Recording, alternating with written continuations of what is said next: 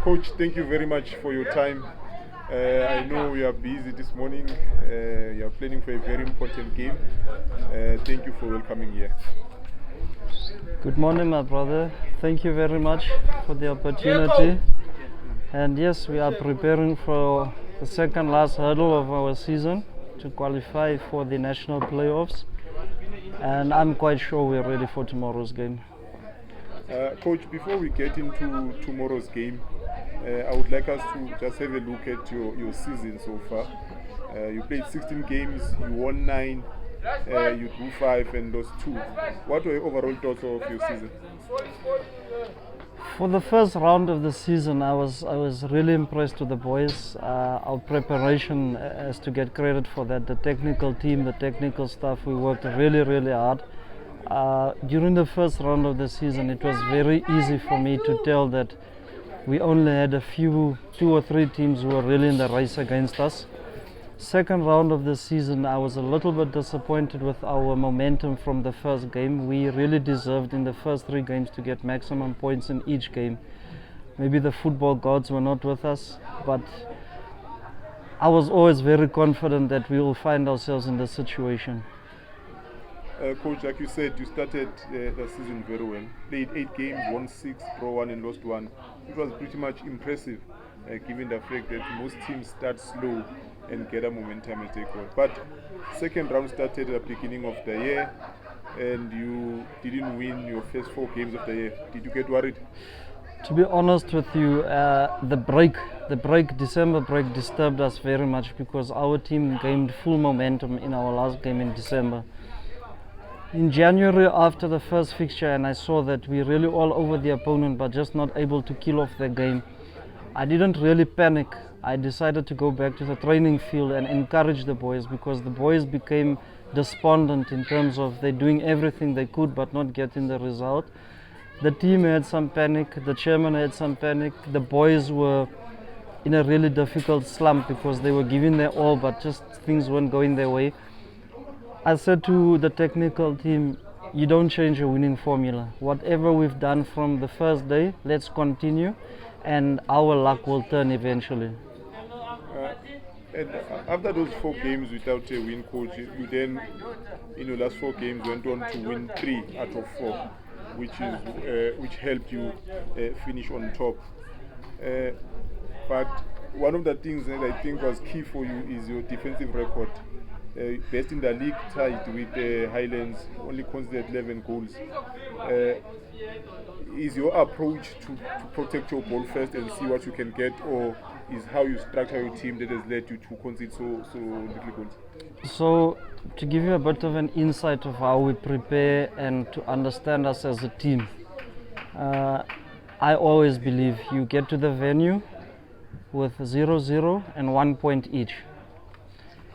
We are a playing team, we like to keep possession, we like to choose good moments to attack our opponent, but we always believe if you don't concede, you won't lose.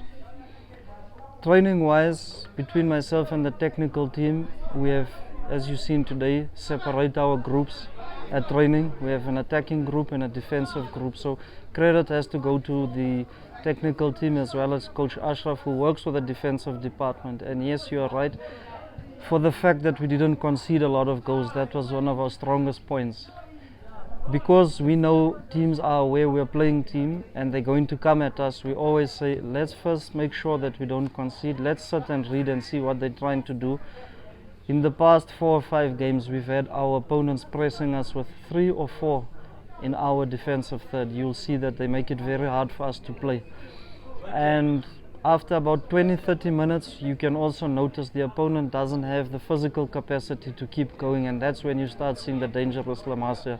So it is a bit of a planned thing, yes. Coach, I watched your last 2 games. If I remember correctly, it was Pele and the big one, Dondon.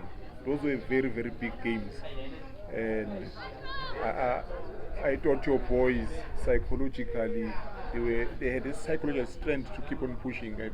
If you remember in Mamelodi, the crowd was against you, but your boys didn't seem to be affected by that. One thing I'd like to commend this team, let's start with the Pele Pele game. A very big game for us, very important game, because if we don't get that game maximum points, we're out. We concede the first goal within the first 10 or 15 minutes. And when you looked at the boys responding, you would never have told that they were 1-0 down. One thing about this team is we've got big match temperament players. You've got Tukane, you've got Shupane, you've got Joshua. These are boys who've been there before, so they know how to keep the nerves amongst the younger players. It also boils down to a confident team, to be honest with you. I sometimes get very aggravated with my boys because we tend to only want to start playing once we've conceded. It's more of a mentality that they want to show the opponent who they really are. And I always warn them that do not take any opponent lightly. Yes, we know how good you are and we know how good we are as a team, but do not take any opponents lightly. The Dondol game, now this is where I see my players are truly tested in terms of mental strength and football psychology. It's a big word that goes around, but I don't know if many people understand football psychology. It's the mental strength to keep pushing through the barriers, whether you're down, whether it's fans against you, whether it's a referees going against you. There's a lot of occasions we need to rise to, and to be honest with you, I have done a lot of that with the team. Football psychology, keeping them mentally strong and believing in themselves, playing to the last minute. And we saw that at Dondol. We were at a tie up until almost 88 minutes. Both teams were having good attempts, but I always knew that we wouldn't stop playing until the last whistle and get that goal. And that goal came at dying minutes. And at the time, I think Highlands were going through. Yeah. So the nerves must have been wrecking at the time.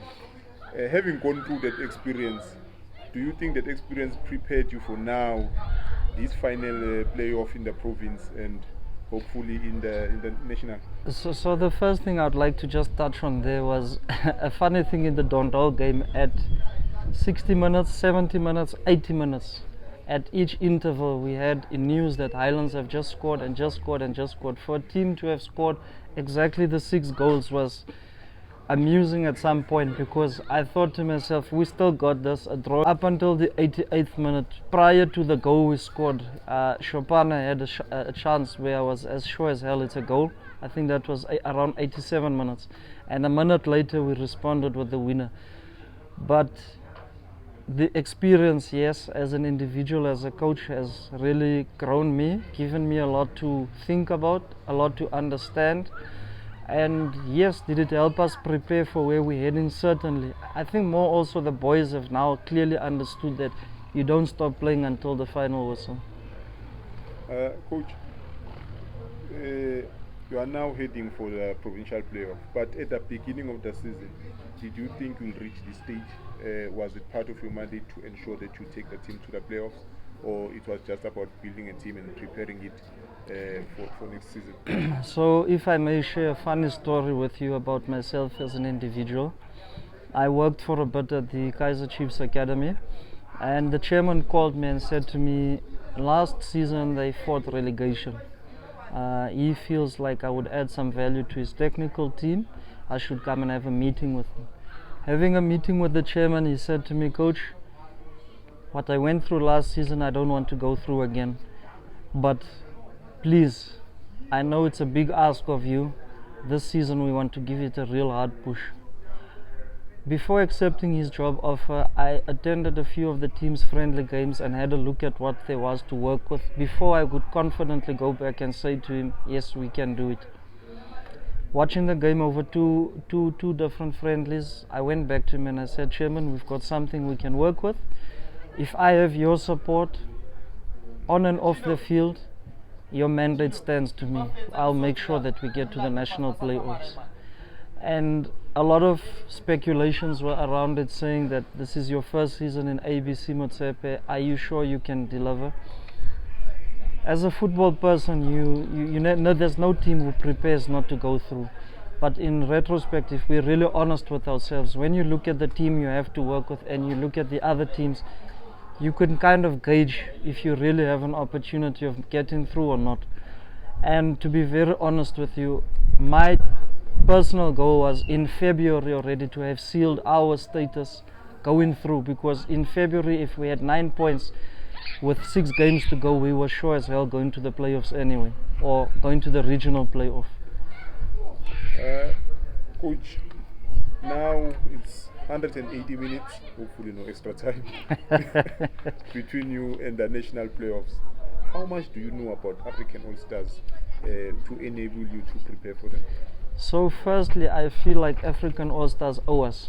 If you remember Nedbank Cup, they eliminated us. We played off in the final, and the winner there was to go then through to the Nedbank Cup and play the bigger teams. That game, honestly, I feel like they owe us. They beat us 4-2. We scored first, then it went 1-1, 2-1, 2-2. At halftime, we went 3. They came back, and then after that, they put the final nail in the coffin. Something interesting again for our preparations. Watching All-Stars in the Nedbank Cup doesn't count at all, because the rules are different there and the unders are not included. If we were easily fooled, we would have planned from what we've seen there. However, we did manage to get around and watch some of their games. Very good team. They keep the ball well. They have good moments, very disciplined. They move as a unit. So I think we've got enough information. I've checked some of the individuals and quite confident about what they're going to bring to the field tomorrow. In terms of preparing for them, I think we've got enough. They are a very compact side defensively, and the stats show that they considered the least number of goals in their scrim, which is 10 goals. So they're a team that is difficult to break down. Yes. Have you prepared for that? Is there something you're going to change from how what you normally do in order to be able to penetrate them? So as I said, yes, from game to game preparations are always different, looking at the opponent, but I never want to change the identity of this team. The identity of this team is to play attractive football, attacking football, get behind the defense. Going back to All-Stars, definitely they very disciplined, low block, compact, one striker, who sometimes you find they're also playing with 5 defenders. The central defender will slot into the middle, or one of their wingers will drop, and you find them having 5. How to break down a reinforced defense is something that's really intricate in football, because a lot of times we hear park the bus, the term park the bus, but when you look at the Man City team that has to play almost every weekend against park the bus, it's all about overloading in your wide areas. Boils down to also having the players that have the ability. 1v1 players, someone who can carry the ball, intelligent players who see the spaces in behind. I'm very confident, I'm very, very sure it's their home game tomorrow that they will definitely stay as a unit, as a block, and defend and look for the counter attack. We're going to Tsakane Stadium. It's a wide field, wide pitch, good playing footballing surface, and I'm so confident that we'll break them down. Yes, I have throughout the week had a little bit of a different preparation as to how to break them down, and also to target certain individuals in the team that will give us the ball. Like you said, you've got a balanced team. There's experience there, the likes of Brendan, solid throughout the season at the back. Tukane, now you added Chopin as well. So it's a balanced team with experience. Does that not give you a headache when you have to select your team? Because I've seen most of the time Chopin starts from the bench. I think against Tondol, Tukane started from the bench. Jericho sometimes starts from the bench. Do you think perhaps that gives you a headache in terms of team selection? Our team selection at the moment is a nightmare, to be honest with you. We've got players who have been in this situation before. They feel like they would like to stand up. We've got youngsters who've been proving themselves throughout the season. They feel like they deserve the opportunity.